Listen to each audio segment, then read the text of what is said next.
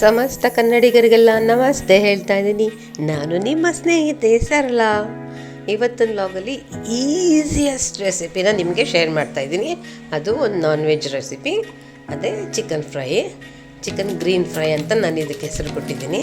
ಇದಕ್ಕೆ ಬೇಕಾಗಿರೋವಂಥದ್ದು ಸ್ವಲ್ಪ ಜಾಸ್ತಿ ಮಾಡ್ತಾಯಿದ್ದೀನಿ ನಾನು. ಹಾಗಾಗಿ ಜಾಸ್ತಿ ಹಸಿರು ಮೆಣಸಿನ್ಕಾಯಿ, ಬೆಳ್ಳುಳ್ಳಿ, ಮೆಣಸು ತೊಗೊಂಡಿದ್ದೀನಿ. ಒಂದು 2 ಸ್ಪೂನಷ್ಟು ಮೆಣಸು, ಒಂದು 4 ಗೆಡ್ಡೆ ಅಷ್ಟು ಬೆಳ್ಳುಳ್ಳಿ ತೊಗೊಂಡಿದ್ದೀನಿ, ಒಂದು 8-10 ಹಸಿರು ಮೆಣಸಿನ್ಕಾಯಿ ತೊಗೊಂಡಿದ್ದೀನಿ.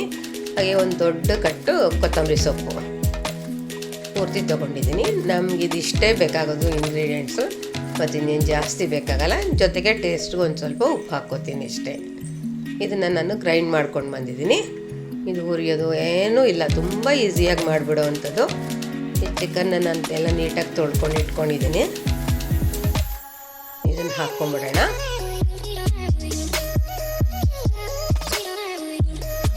ಇದಕ್ಕೊಂದು ಒಗ್ಗರಣೆನೂ ಬೇಡ, ಎಣ್ಣೆನೂ ಬೇಡ, ಏನು ಬೇಡ. ಇದರಲ್ಲಿರೋ ಅಷ್ಟು ಜಿಡ್ನೇ ಸಾಕು ನಮಗೆ. ಇದಕ್ಕೆ ಇವಾಗ ನಾನು ರುಬ್ಕೊಂಡಿದ್ದೀನಲ್ಲ ಮಸಾಲೆ, ಇದನ್ನೆಲ್ಲ ಹಾಕಿ ನಾನು ಹೊಂದಿಸ್ಕೊಳ್ತೀನಿ.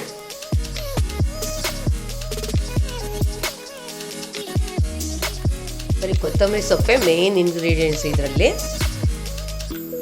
ಮೆಣಸಿನ್ಕಾಯಿನೂ ಜಾಸ್ತಿ ಅವಶ್ಯಕತೆ ಇಲ್ಲ, ಬಟ್ ನಮ್ಮ ಖಾರ ಬೇಕಲ್ಲ ಅನ್ನೋ ಉದ್ದೇಶಕ್ಕೋಸ್ಕರ ಒಂದು 8-10 ಮೆಣಸಿನ್ಕಾಯಿ ಹಾಕ್ಕೊಂಡಿದ್ದೀನಿ. ನನಗೆ ಇದು 1.5 kg ಚಿಕನ್ ತೊಗೊಂಡಿದ್ದೀನಿ. ಹಾಗಾಗಿ ಸ್ವಲ್ಪ ನೀವು ಮೆಣಸಿನ್ಕಾಯಿ ಜಾಸ್ತಿ ಕಾಣುತ್ತೆ. ಇದೇನು ಸರಳ ಇಷ್ಟೊಂದು ಮೆಣಸಿನ್ಕಾಯಿ ಬಳಸ್ತಾ ಇದ್ದಾಳೆ ಅಂತ ಅಂದ್ಕೋಬೇಡಿ, ಅಷ್ಟೇ, ತುಂಬ ಏನು ಜಾಸ್ತಿ ಖಾರ ಇರಲ್ಲ. ಈಗ ಉಪ್ಪು ಹಾಕಿ ಇದನ್ನೆಲ್ಲ ಹಾಕಿ ಚೆನ್ನಾಗಿ ಮಿಕ್ಸ್ ಮಾಡಿ 1 ಗಂಟೆ ಇಟ್ಬಿಡ್ತೀನಿ. 1 ಗಂಟೆ ಇಟ್ಬಿಟ್ಟು ಆಮೇಲಿಂದ ನಾನು ಮಾಡೋಕ್ಕೆ ರೆಡಿ ಮಾಡ್ಕೊತೀನಿ.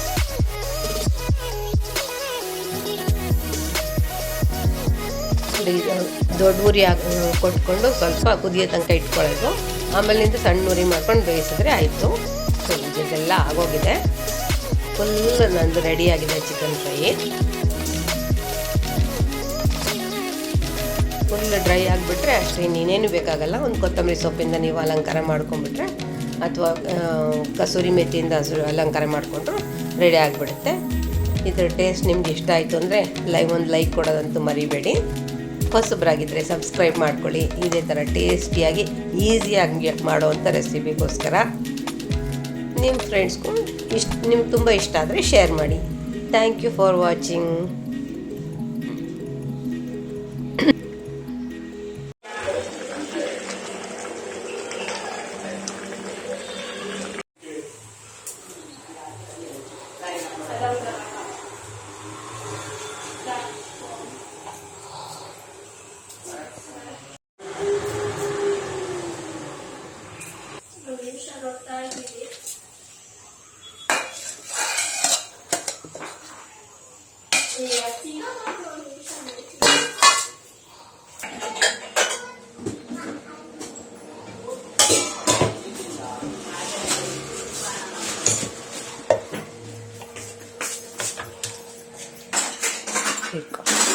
ನಾನು ಚಿಕನ್ ಹಾಕೋದನ್ನು